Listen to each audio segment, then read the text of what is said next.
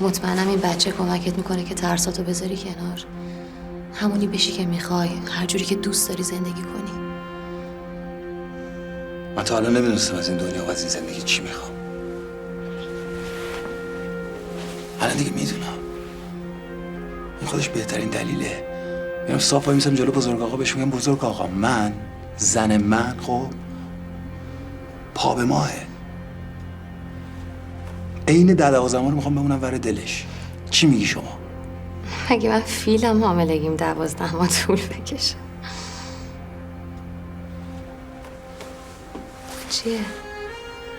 چرا اینجوری نگاه میکنی؟ قربونت برم.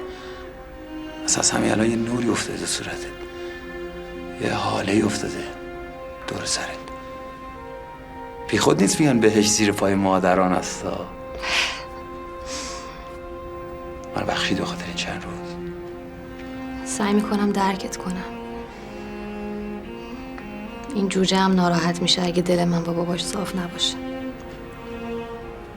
قربون تو اون جوجه جبران میکنم واسه.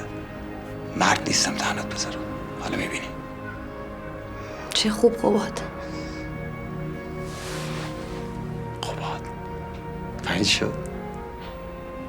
بالاخره بعد از مدت ها بهم گفتی قباد. نگفتی آقا و چیز و گفتی قباد.